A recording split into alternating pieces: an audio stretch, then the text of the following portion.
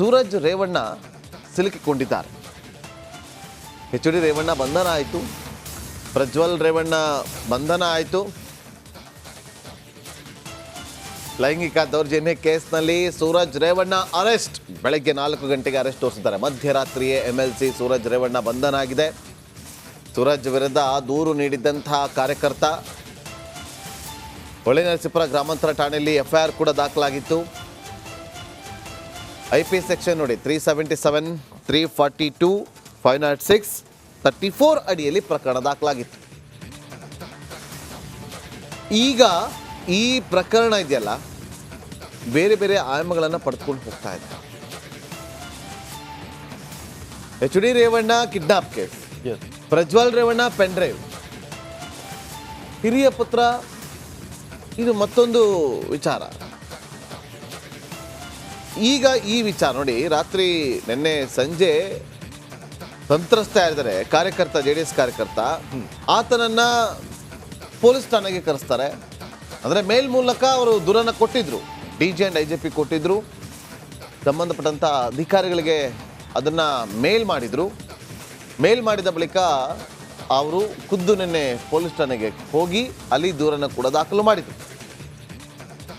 ದಾಖಲು ಮಾಡಿದ ಬಳಿಕ ನೋಡಿ, ಒಂದು ಈ ಲೈಂಗಿಕ ದೌರ್ಜನ್ಯದಲ್ಲಿ ದೂರು ದಾಖಲು ಆಗ್ತಾ ಇದ್ದಂತೆ, ಅಂದರೆ ದೂರು ಕೊಡ್ತಾ ಇದ್ದಂತೆ ಮೊದಲಿಗೆ ಪೊಲೀಸರು ಮಾಡೋದು ಮೆಡಿಕಲ್ ಚೆಕಪ್. ಮೆಡಿಕಲ್ ಚೆಕಪ್ ಮಾಡಿಸೋದಕ್ಕೆ ಮುಂದಾದಾಗ ಇಲ್ಲ ನನಗೆ ಹಾಸನದಲ್ಲಿ ನನ್ನ ಮೆಡಿಕಲ್ ಚೆಕಪ್ಪನ್ನು ಮಾಡಿಸೋದಿಲ್ಲ, ಇಲ್ಲಿರುವಂಥ ವೈದ್ಯರು ಏನಿದ್ದಾರೆ, ಹಾಸ್ಪಿಟಲ್ಗಳೇನಿದೆ ಅವರ ಕಂಟ್ರೋಲಲ್ಲಿದೆ, ಪ್ರಭಾವ ಬೀರ್ತಾರೆ, ಹಾಗಾಗಿ ನನಗೆ ಬೆಂಗಳೂರಲ್ಲೇ ಮಾಡಿಸಿ ಅಂತೇಳಿ ರಿಕ್ವೆಸ್ಟ್ ಮಾಡ್ಕೊಂಡಿದ್ರು. ಹಾಗಾಗಿ ಆತನ ರಿಕ್ವೆಸ್ಟ್ನ ಮೇರೆಗೆ ರಾತ್ರಿ ಬೋರಿಂಗ್ ಆಸ್ಪತ್ರೆ ಕರ್ಕೊಂಡ್ಬಂದು ಬೋರಿಂಗ್ ಆಸ್ಪತ್ರೆಯಲ್ಲಿ ಟ್ರೀಟ್ಮೆಂಟನ್ನು ಕೂಡ ಕೊಟ್ಟಿದ್ದಾರೆ. ನಡಿ ಈಗ ಶುರು ಮಾಡೋಣ.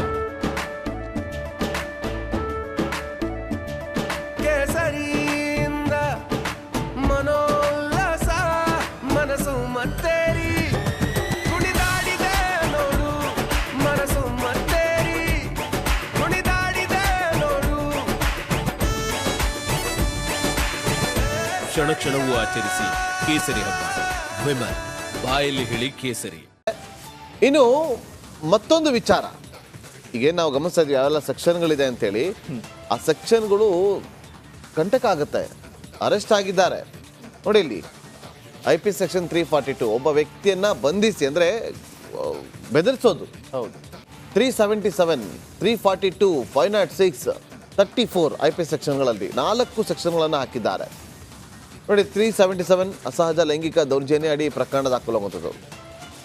506 ನೋಡಿ, ಕೊಲೆ ಬೆದರಿಕೆ, ಕೊಲೆ ಮರ್ಡರ್ ಮಾಡ್ಬಿಡ್ತೀನಿ, ನಾನು ಕೊಂದಾಕ್ಬಿಡ್ತೀನಿ ಅಂತ ಅಂದ್ರೂ ಕೂಡ ಅದು 506 ಅಡಿಯಲ್ಲಿ ಪ್ರಕರಣ ದಾಖಲಾಗುತ್ತೆ.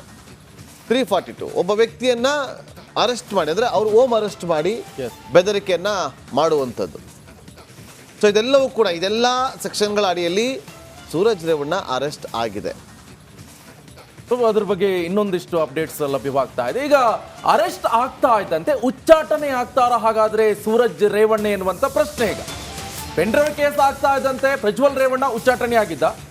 ಈಗ ಸೂರಜ್ ವಿರುದ್ಧ ಅನೈಸರ್ಗಿಕ ಲೈಂಗಿಕ ದೌರ್ಜನ್ಯ ಆರೋಪ ಕೇಳಿ ಬಂದಿರುವಂತದ್ದು. ಹಾಗಾದ್ರೆ ಈ ಕೇಸ್ನಲ್ಲಿ ಈಗ ಸೂರಜ್ ರೇವಣ್ಣ ಉಚ್ಚಾಟನೆ ಆಗತ್ತಾ? ಯಾಕಂತ ಹೇಳಿದ್ರೆ ಈಗ JDS ಆಗಿ BJP ಮೈತ್ರಿ ಆಗಿದೆ. ಇನ್ನೊಂದು ಕಡೆಯಲ್ಲಿ ತಮ್ಮನ ಬಳಿಕ ಪಕ್ಷದಿಂದ ಉಚ್ಚಾಟನೆ ಆಗ್ತಾರ ಹಾಗಾದ್ರೆ ಅಣ್ಣ ಸೂರಜ್ ಎನ್ನುವಂತ ಪ್ರಶ್ನೆ. ಒತ್ತಡಗಳು ಕೂಡ ಸ್ವಾಭಾವಿಕವಾಗಿ ಕೇಳಿ ಬರುತ್ತೆ. ಯಾಕಂತ ಹೇಳಿದ್ರೆ ಈಗಾಗಲೇ ದೊಡ್ಡ ಮಟ್ಟದಲ್ಲಿ ಈಗ ಸದ್ದು ಸುದ್ದಿ ಮಾಡ್ತಾ ಇರುವಂತದ್ದು ಮೈತ್ರಿ. ಇನ್ನೊಂದು ಕಡೆಯಲ್ಲಿ ಅವರಿಗೂ ಕೂಡ ಇದನ್ನ ಅರ್ಗಿಸ್ಕೊಳ್ಳೋಕೆ ಆಗ್ತಾ ಇಲ್ಲ. ಒಂದು ತಮ್ಮನ ಕೇಸ್ ಆಗ್ತಾ ಇದ್ದಂತೆ ಇಡೀ ಫ್ಯಾಮಿಲಿ ಕೇಸ್ ಬಂತು.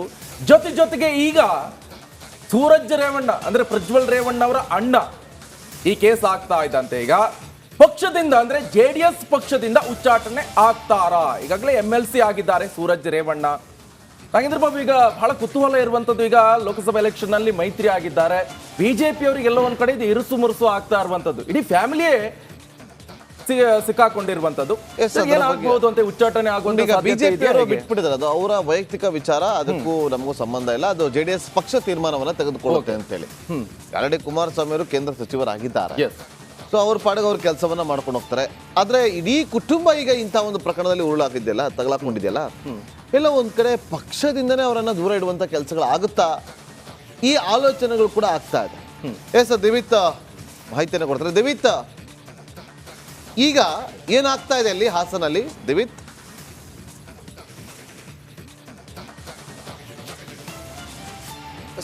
ನಾಗೇಂದ್ರ ಬಾಬು ನೋಡಿ, ಯಾವಾಗ ನಾವು ರಿಪಬ್ಲಿಕ್ ಕನ್ನಡ ನಿನ್ನೆ ರಾತ್ರಿ 11:40 ಸುಮಾರಿಗೆ ಎಕ್ಸ್ಕ್ಲೂಸಿವ್ ಆಗಿ ಬಂಧನದ ಬಗ್ಗೆ ಮಾಹಿತಿಯನ್ನು ಕೊಟ್ಟಿದ್ವಿ.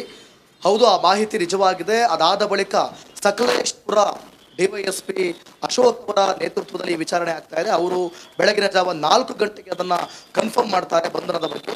ಅದಾದ ಬಳಿಕ ನಿಮಗೆ ಗೊತ್ತಿರುವಂತೆ ಬಂಧನ ಆದ ಬಳಿಕ ಈಗ ಇನ್ನೇನು ಕೆಲವೇ ಕ್ಷಣಗಳಲ್ಲಿ ಅವರನ್ನು ಮೆಡಿಕಲ್ ಟೆಸ್ಟ್ಗೆ ಕರೆದುಕೊಂಡು ಹೋಗುವಂಥ ಸಾಧ್ಯತೆ ಇದೆ. ಇನ್ನೇನು 20 ನಿಮಿಷಗಳಲ್ಲಿ ಅವರನ್ನು ಆಚೆ ಕರೆತಂದು ಇಲ್ಲಿಂದ ನೇರವಾಗಿ ಹಿಂಸೆ ಹೋಗಿ ಸಾಧ್ಯತೆ ಇದೆ. ಇಲ್ಲ ಆದರೂ ಕೂಡ ಅಲ್ಲಿ ಮೆಡಿಕಲ್ ಚೆಕಪ್ ಮಾಡಿ ಆನಂತರ ಅವರನ್ನ ಪೊಲೀಸ್ ಠಾಣೆಗೆ ಕರೆದೊಯ್ದು ವಿಚಾರಣೆ ಮಾಡುವಂತ ಸಾಧ್ಯತೆ ಇದೆ.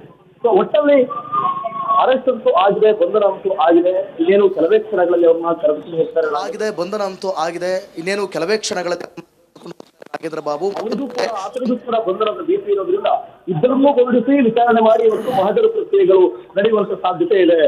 Nagendra Babu. Okay, thank you Divith. ರಾತ್ರಿ ಇಡೀ 11:00 ಕರ್ಕೊಂಡು ಹೋಗ್ತಾರೆ. 11 ಗಂಟೆ 52 ನಿಮಿಷ ಕರ್ಕೊಂಡು ಹೋಗ್ತಾರೆ DIR ಹತ್ರ. ಅಲ್ಲೂ ಕೂಡ ಫಾಲೋ ಮಾಡ್ಕೊಂಡು ಹೋಗ್ತಾರೆ ನಮ್ಮ ದಿವಿತ್. ಅದಾದ ಬಳಿಕ ಬೆಳಗಿನ ಜಾವ 7:00 ಮತ್ತೆ ವಾಪಸ್ ಕರ್ಕೊಂಬರ್ತಾರೆ. ನೋ ಡೌಟ್, ಯಾವುದೇ ಒಂದು ಲೈಂಗಿಕ ದೌರ್ಜನ್ಯ ಪ್ರಕರಣದಲ್ಲಿ ಯಾರೇ ಆಗಿರಲಿ ಯಾರೇ ಬಂದು ದೂರು ಕೊಡ್ತಾ ಇದ್ದಂತೆ ಪೊಲೀಸರು ಮಾಡಬೇಕಾಗಿರುವಂಥ ಕೆಲಸ ಇಷ್ಟೇ. ಮೊದಲು ದೂರನ್ನ ಸ್ವೀಕಾರ ಮಾಡಬೇಕು, FIR ಮಾಡಬೇಕು.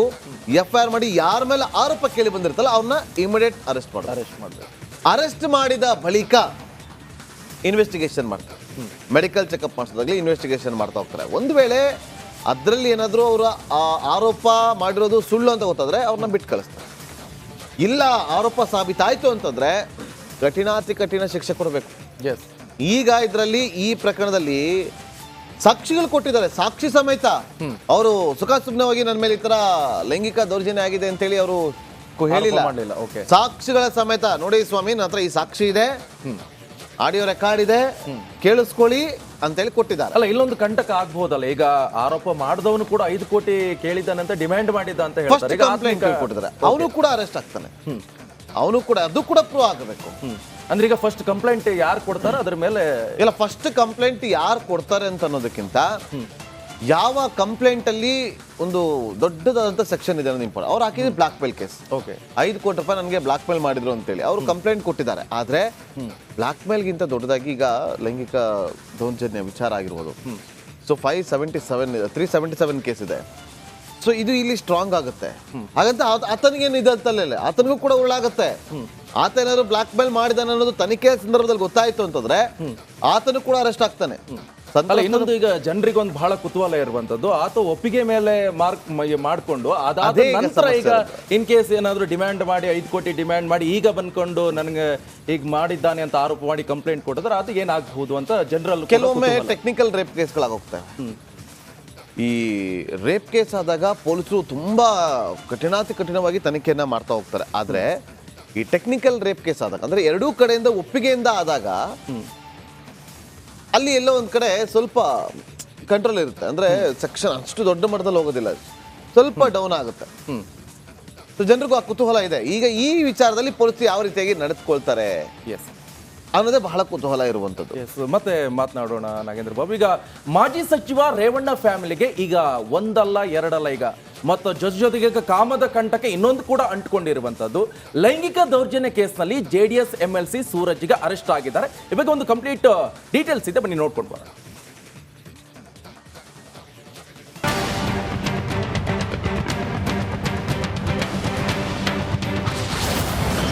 MLC Suraj Revanna arrest. ಅಸಹಜ ಲೈಂಗಿಕ ದೌರ್ಜನ್ಯ ಪ್ರಕರಣದಲ್ಲಿ ಬಂಧನ. HD ರೇವಣ್ಣ ಕುಟುಂಬಕ್ಕೆ ಏನಾಗಿದೆಯೋ ಏನೋ ಗೊತ್ತಿಲ್ಲ, ಒಂದಾದರ ಮೇಲೊಂದರಂತೆ ಕಂಟಕ ಎದುರಾಗ್ತಾನೆ ಇದೆ. ಇದೀಗ MLC ಸೂರಜ್ ರೇವಣ್ಣ ಅರೆಸ್ಟ್ ಆಗಿದ್ದಾರೆ. ಅಸಹಜ ಲೈಂಗಿಕ ದೌರ್ಜನ್ಯ ಪ್ರಕರಣದಲ್ಲಿ ಹಾಸನದ ಸೆನ್ ಪೊಲೀಸ್ ಠಾಣೆಯಲ್ಲಿ ಹೊಳೆನರಸೀಪುರ ಪೊಲೀಸರು ಬಂಧಿಸಿದ್ದಾರೆ. ಸೂರಜ್ ರೇವಣ್ಣ ವಿರುದ್ಧ ಅಸಹಜ ಲೈಂಗಿಕ ದೌರ್ಜನ್ಯ ಆರೋಪ ಮಾಡಲಾಗಿದ್ದು ಹೊಳೆನರಸೀಪುರ ಠಾಣೆಯಲ್ಲಿ ಸಂತ್ರಸ್ತನೊಬ್ಬ ದೂರು ದಾಖಲಿಸಿದ್ದ. ಸಂತ್ರಸ್ತನ ದೂರಿನ ಅನ್ವಯ ಸೂರಜ್ ವಿರುದ್ಧ FIR ದಾಖಲಾಗಿತ್ತು. ಸೂರಜ್ ರೇವಣ್ಣ ವಿರುದ್ಧ ಐಪಿಸಿ ಸೆಕ್ಷನ್ 377, 342, 506, 34 ಅಡಿ ಕೇಸ್ ದಾಖಲಾಗಿದೆ. 377 ಅಸಹಜ ಲೈಂಗಿಕ ದೌರ್ಜನ್ಯ, 506 ಕೊಲೆ ಬೆದರಿಕೆ, ಐಪಿಸಿ ಸೆಕ್ಷನ್ 342 ಒಬ್ಬ ವ್ಯಕ್ತಿಯನ್ನ ಬಂಧಿಸಿ ಬೆದರಿಕೆ, 34 ಸಮಾನ ಉದ್ದೇಶದಲ್ಲಿ ಒಬ್ಬರ ಜೊತೆ ಸೇರಿ ಅಪರಾಧ ಕೃತ್ಯವೆಸಗಿರುವ ಆರೋಪದ ಮೇಲೆ ಎಫ್ಐಆರ್ ದಾಖಲಾಗಿದೆ. ಈತ ಹೊಳೆನರಸೀಪುರ ಗ್ರಾಮಾಂತರ ಠಾಣೆಯಲ್ಲಿದ್ದ ಸಂತ್ರಸ್ತನನ್ನ ಪೊಲೀಸರು ಬೆಂಗಳೂರಿಗೆ ಕರೆ ತಂದಿದ್ದಾರೆ. ಬೌರಿಂಗ್ ಆಸ್ಪತ್ರೆಯಲ್ಲಿ ವೈದ್ಯಕೀಯ ತಪಾಸಣೆ ನಡೆಸಿದ ಬಳಿಕ ಮುಂದಿನ ತನಿಖೆ ನಡೆಸಲು ಪೊಲೀಸರು ಮುಂದಾಗಿದ್ದಾರೆ. ಅಪ್ಪ ಅಮ್ಮ ತಮ್ಮನ ಬಳಿಕ ಅಣ್ಣನಿಗೂ ಕಂಟಕ ಎದುರಾಗಿದೆ. ಈ ಕೇಸ್ ಇನ್ಯಾವ ತಿರುವು ಪಡೆಯುತ್ತೋ ನೋಡಬೇಕು. Bureau report, republic Kannada.